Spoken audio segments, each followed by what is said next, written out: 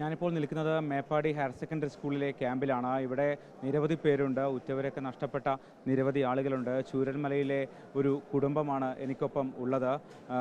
റംലയുടെ മക്കളൊക്കെയാണ് ഇവരുള്ളത്. ഇവരുടെ അടുത്ത ബന്ധുക്കളായ നിരവധി പേർ ഈ അപകടത്തിൽ ഇവർക്ക് നഷ്ടപ്പെട്ടിരുന്നു. ഉമ്മ ഉമ്മ അന്നെന്താ ശരിക്കും സംഭവിച്ചത്?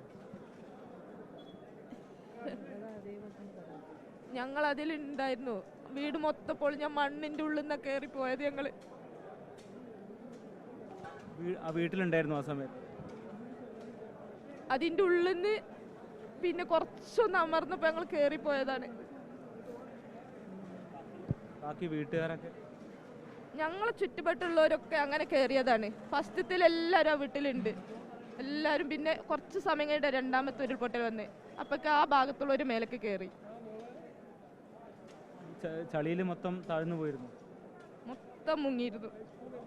എങ്ങനെയാ സ്വയം രക്ഷപ്പെട്ടാണോ മറ്റാരെങ്കിലും സഹായിക്കാൻ? ഞങ്ങള് വീട്ടിൽ ഇൻവേർട്ടർ ഉണ്ടായിരുന്നു. അപ്പൊ അത് മൊത്തം കത്തിയ വെളിച്ചത്തിൽ ഇവളെയും വലിച്ചു കയറിയതാ ഞാൻ.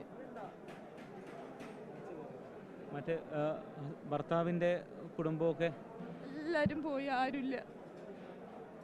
ഭർത്താവിന്റെ കുടുംബമല്ല, പെങ്ങളില്ല. പെങ്ങളെ മക്കള് മാത്രമുണ്ട്, ഒന്നുമില്ല. ഇല്ല ഇല്ല, ഞാനവിടെ ഇല്ല. എൻ്റെ വീട് മീനങ്ങാടിയാണ്. മീനങ്ങാടിയാണ് എൻ്റെ സ്വദേശം. അവിടുന്ന് നിലവിൽ ഇപ്പോൾ നമുക്ക് 2 വീട്ടിലായിട്ട് 5 പേരെ നിലവിൽ കിട്ടാനുണ്ട്. അതിൽ 2 പേരുടെ ബോഡി മാത്രമേ നമുക്ക് കിട്ടിയിട്ടുള്ളൂ.